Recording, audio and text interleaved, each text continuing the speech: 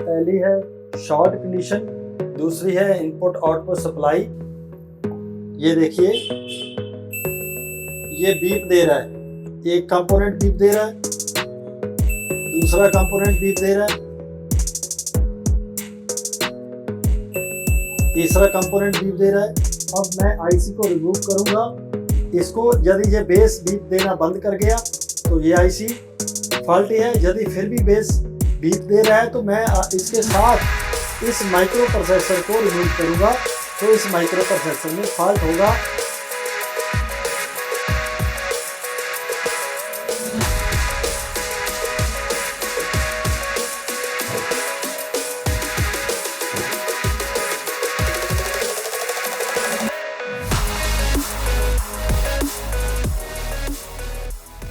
Hello friends, इस किताब की हेल्प से हम लोग ईसीएम रिपेयर कैसे कर सकते हैं वो मैं आपके साथ शेयर कर रहा हूँ। इस किताब के अंदर जो लिखा हुआ है ईसीएम रिपेयर करने का तरीका, सेम वैसे ही मैं आपको ईसीएम दिखाऊंगा। हमारे पास एक ईसीएम आया हुआ है कि इसमें आईसी टेस्टिंग लिखी है। आईसी में जब फॉल्ट पड़ता है तो उसको कैसे पहचाना जाए, ठीक है, तो वो मैं आपके साथ शेयर कर रहा हूँ। आइए, पेज नंबर 224 के ऊपर आईसी टेस्टिंग के बारे में लिखा हुआ है कि आईसी को कैसे चेक किया जा सकता है। ठीक है जी, जैसे हम लोग प्रैक्टिकल काम करते हैं उसमें इसकी 4 स्टेजेस होती हैं। पहली है शॉर्ट कंडीशन, दूसरी है इनपुट आउटपुट सप्लाई। ये मैं 3 कंडीशन के बारे में आज बात नहीं करूंगा। पहले जो हमारे पास ईसीएम आया हुआ है उस पर हम लोग आपको दिखा देते हैं कि शॉर्ट कंडीशन में आईसी की क्या पोजीशन होती है। अब ये देखिए, मेरे पास ये मैं आपको दिखा रहा हूँ इस ईसीएम के अंदर ये आईसी फॉल्टी है, ठीक है। तो इसके पास लगे कंपोनेंट्स कैसे बीप दे रहे हैं। शॉर्ट कंडीशन हो जब आईसी की तो हम लोग इस तरीके से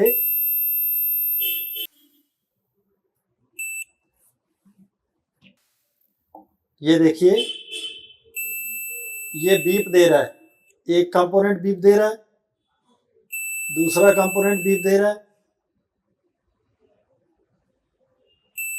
तीसरा कंपोनेंट बीप दे रहा है,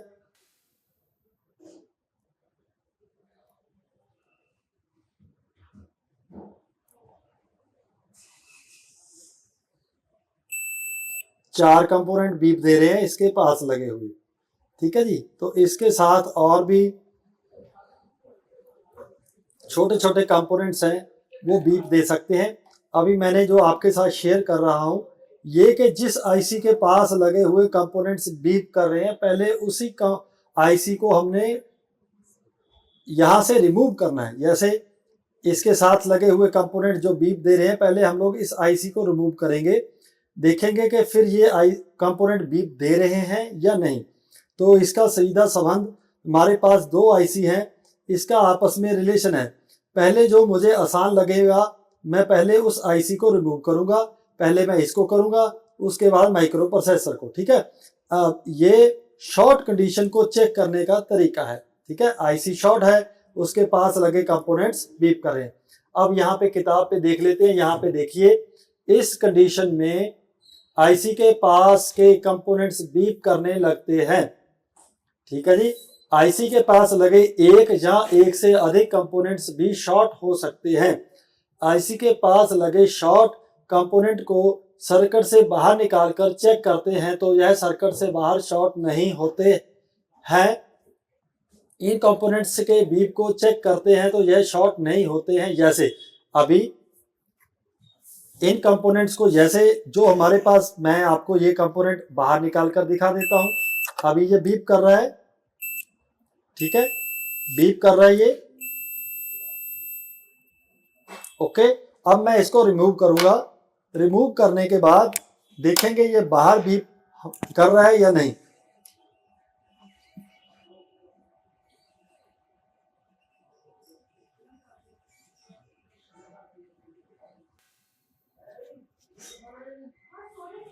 अब देखिए,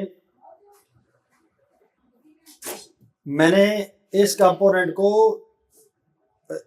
डीसोल्डर करने के बाद आपको चेक करके दिखा रहा हूं, ठीक है। इसमें अब इसको यहाँ पे जो लिखा हुआ है यहाँ पे देखिए ऊपर दिखाए गए अनुसार जैसे ये पहले बीप कर रहा है, ये लिखा हुआ है। दूसरी कंडीशन क्या आ गई कि बाहर ये बीप नहीं कर रहा है, सर्किट बोर्ड से बाहर चेक किया जाता है तो यह ठीक होता है। ठीक है, जैसे अभी मैं यहाँ पे आपको चेक करके दिखा रहा हूँ। ओके, यहाँ पे देखिए ये बीप नहीं कर रहा है, सर्किट बोर्ड से बाहर ये बीप नहीं कर रहा है। तो इस कंडीशन में अब मैं यहाँ पे बेस को चेक करके दिखाया, यहाँ पे दिखाइए ये बेस है, बेस बीप कर रहा है, इसको बेस लिखा गया यहाँ पे। यहां से नॉन पोलराइज्ड कैपेसिटर रिमूव किया था, उसके बेस को चेक करते हैं जैसे 7.2 फिगर में दिखाया गया है, तो यह बीप करता है। जैसे अभी देखो मैं नीचे से बेस को एक एक शब्द इसमें प्रैक्टिकल में जैसे चेक किया जाता है वैसे ही लिखा हुआ है आप लोगों को। अब ये बेस बीप कर रहा है, बेस अब जिस आईसी से कनेक्ट है इन दोनों में से वो आईसी फाल्टी होगा। मैं अभी आपको रिमूव करके दिखाऊंगा। ठीक है जी, आईसी को रिमूव करने के उपरांत एनपीसी का बेस बीप देनी बंद कर देता है। इस कंडीशन में हम अंदाजा लगा सकते हैं कि आईसी शॉर्ट है। इसमें लिखा हुआ है अभी बेस बीप कर रहा है। अब मैं आईसी को रिमूव करूंगा, इसको यदि ये बेस बीप देना बंद कर गया तो ये आईसी फॉल्टी है। यदि फिर भी बेस बीप दे रहा है तो मैं इसके साथ इस माइक्रो प्रोसेसर को रिमूव करूंगा, तो इस माइक्रो प्रोसेसर में फॉल्ट होगा। तो ये हम लोग इसको रिमूव करके बाहर रखेंगे तो ये बीप देनी बंद कर देगा यदि इसमें फॉल्ट हुआ। यदि इसमें फॉल्ट हुआ तो ये बीप करना बंद अभी कर देगा, नहीं इसके बाद भी यदि बीप करेगा तो इसको चेंज करना है।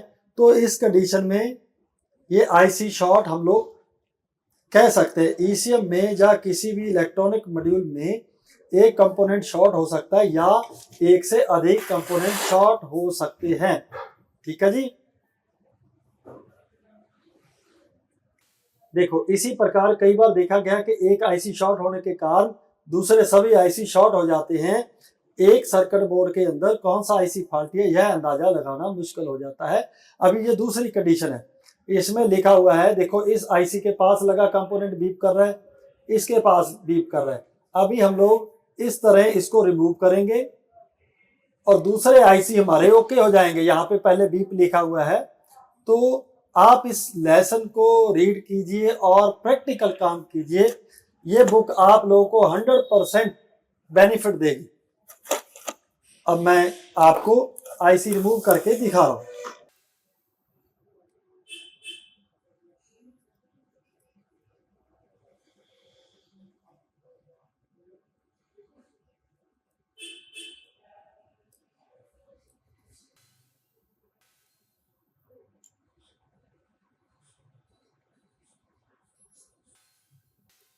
अब हम लोग इसका बेस चेक करेंगे जैसे इस किताब में लिखा हुआ है। मैंने अब आईसी के बेस को रिमूव कर लिया है, आईसी को रिमूव कर लिया है, सॉरी आईसी को मैंने रिमूव किया। अब देखते हैं इसके पास लगे कंपोनेंट्स बीप दे रहे हैं या नहीं। ओके, यहाँ पे मैं आपको दिखा देता हूँ। ये देखिए अभी भी मेरे पास ये कंपोनेंट बीप दे रहा है, ये कंपोनेंट मेरे पास अभी बीप दे रहा था। अब आगे एक कंपोनेंट ये भी दे रहा है। ओके, पहले ये भी दे रहा था, ये दे रहा था, ठीक। अब इसमें क्या हुआ कि एक दो कंपोनेंट बीप देनी बंद भी कर गए, ठीक है जी, लेकिन फिर भी बीप आ रही है। अब मैं इसका मतलब ये हुआ कि इस आईसी में फॉल्ट नहीं है। पहले हम लोग उस आईसी को चेंज करते हैं जिसके पास लगे कंपोनेंट्स ज़्यादा बीप देते हों। ठीक है, जब हमें एक प्रैक्टिकल हो जाता है कि कौन सा कंपोनेंट फॉल्टी होने के कारण कौन से कंपोनेंट्स बीप देने लगते हैं, जैसे ये आईसी जब फॉल्टी होता है तो इसमें से कौन से कंपोनेंट बीप देने लगते हैं, तो फिर हम लोग गैस के साथ काम कर सकते हैं। अब हम लोग एक माइक्रो प्रोसेसर को रिमूव करेंगे, उसके बाद फिर देखेंगे ये हमारे कंपोनेंट बीप देने बंद कर गए या नहीं। ठीक है जी, अभी मैं आपको दिखा रहा हूँ।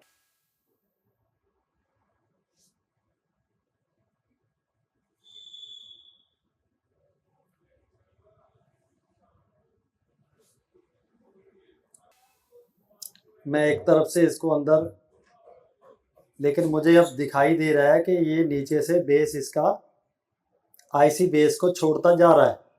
ठीक है जी, मैं इस तरीके से इसको अब हिलाने की कोशिश कर रहा हूँ।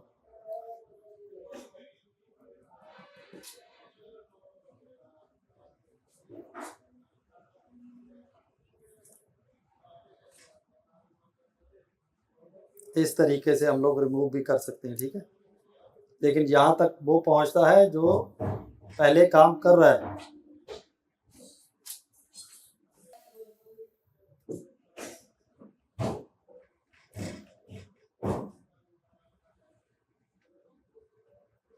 अब मैं शॉर्टिंग चेक करता हूँ।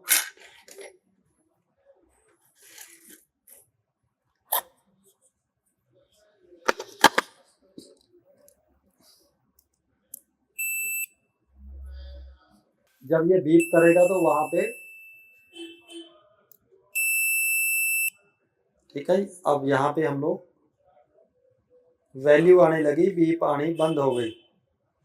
ठीक है, और भी मैं कंपोनेंट्स आपको चेक करके दिखा देता हूँ। ये भी बीप देना बंद कर गया। अब देखिए, मैं एक एक कंपोनेंट आपको दिखा रहा हूँ।